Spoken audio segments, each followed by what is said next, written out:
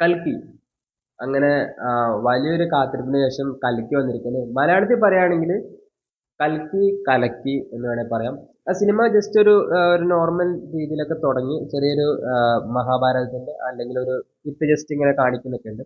പിന്നെ അങ്ങ് സിനിമ, നമ്മൾ സ്പോയിലർ പറയുന്നില്ല, പിന്നെ കുറച്ച് അങ്ങ് കഴിയുമ്പോൾ സിനിമ ഇങ്ങനെ കയറി കയറി വരികയാണ്. അവസാനമൊക്കെ എത്തുമ്പോൾ അതിന്റെ ഒരു പീക്കിലേക്ക് എത്തി. പ്രഭാസ്, ദീപിക പദുക്കോൺ, അമിതാഭ് ബച്ചൻ. അമിതാഭ് ബച്ചൻ ഞാൻ പറയട്ടെ, പ്രഭാസിനേക്കാളും കൂടുതൽ സിനിമയിൽ കയ്യടി നേടിയിരിക്കുന്ന ബിഗ് ബി ആണ് ഇന്ത്യയിലെ ഏറ്റവും വലിയ സൂപ്പർ സ്റ്റാർ. ഇന്ത്യയിലെ ലോകം അറിയുന്ന ഒരു വലിയൊരു ആക്ടർ. അദ്ദേഹത്തിന്റെ പ്രായം 80 വയസ്സിന് മുകളിലായിരിക്കാം ഒരു വർഷം. ആ മനുഷ്യന് ഒരുപാട് ഡൂപ്പും കാര്യങ്ങളൊക്കെ ഉണ്ടായിരിക്കാം. എന്നിരുന്നാൽ കൂടി പുള്ളി ഈ സിനിമയിലെ ത്രൂ ഔട്ട് എനിക്ക് തോന്നുന്നൊരു 50% ഭാഗങ്ങളിൽ അമിതാഭ് ബച്ചൻ തന്നെയാണ് ഈ സിനിമയിൽ. അപ്പം ബിഗ് ബിയുടെ ഒരു പക്കാ ഷോ, കാലങ്ങൾക്ക് ശേഷമാണ് ബിഗ് ബിയുടെ ഒരു മെഗാ ഷോ വരുന്നത് ഈ പടത്തില്. പ്രഭാസിന്റെ ഒരു ഗംഭീര റോൾ തന്നെയാണ്. പ്രഭാസിന് കറക്റ്റ് ആപ്റ്റ് ആകുന്ന രീതിയിലുള്ളൊരു ഫിസിക് ആണെന്നുണ്ടെങ്കിലും അദ്ദേഹത്തിന്റെ മാനർഷം പരിപാടിയൊക്കെ ആണെങ്കിലും ഇച്ചിരി ഫണ്ണി ആയിട്ടുള്ള ക്യാരക്ടറാണ് പ്രഭാസിന് കൊടുത്തിരുന്നാൽ കൂടി മാസ് ചെയ്യേണ്ട ഭാഗങ്ങളിൽ മാസ് കാര്യങ്ങളൊക്കെ ചെയ്തിട്ടുണ്ട്. ഡി ക്യു ഉണ്ട്, നമ്മൾ സ്പോയിലർ പറയുന്നില്ല, ഓൾറെഡി ജനങ്ങൾക്ക് അറിയുന്ന കാര്യമാണ്. പക്ഷെ ഡി ക്യുവിന് ഒരു തരത്തിലൊരു ഇമ്പാക്ട് ഈ സിനിമയിൽ കൊണ്ടുവരാൻ പറ്റിയിട്ടില്ല.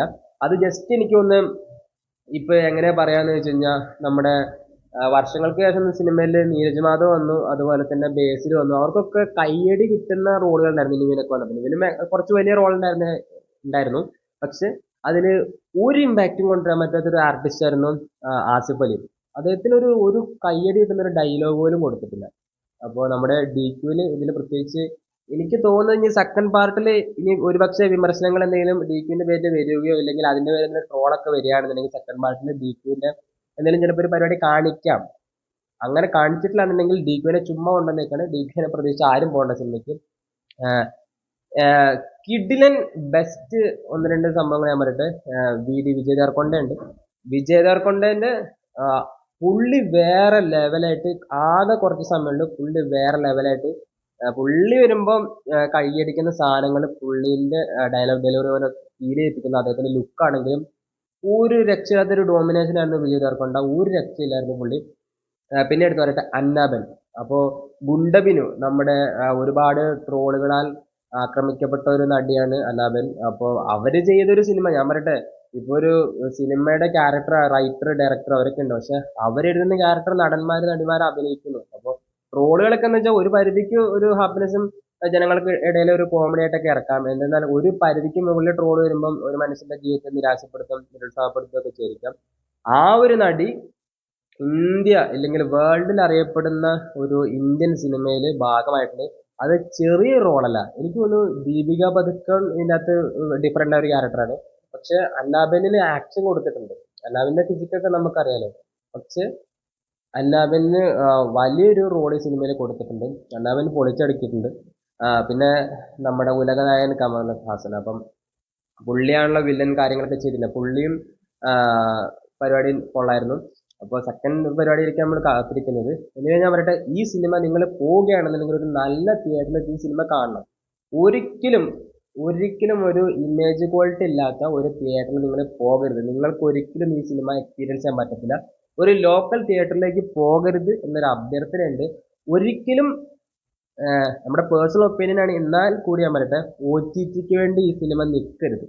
ഒ ടി ടിയിൽ കണ്ടു കഴിഞ്ഞാൽ നിങ്ങൾക്ക് ഇത് ഒരു ഗെയിം ഷോ കാണുന്ന പോലെ നിങ്ങൾക്ക് തോന്നാൻ പറ്റുള്ളൂ.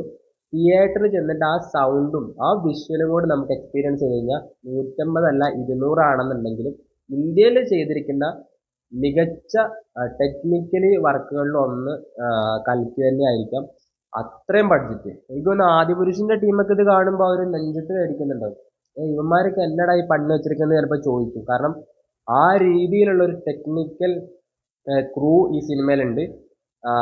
പല വിദേശ സിനിമകളുമായിട്ട് കിടപിടിക്കുന്ന രീതിയിലുള്ള മേക്കിങ് ഒരു തരത്തിൽ നമുക്ക് അയ്യേ ഇത് എന്താണ് ഈ VFX അങ്ങനെ നമുക്ക് തോന്നുന്ന ഭാഗങ്ങളൊന്നും അങ്ങനെ ഈ സിനിമയിലൊന്നും ഇല്ല.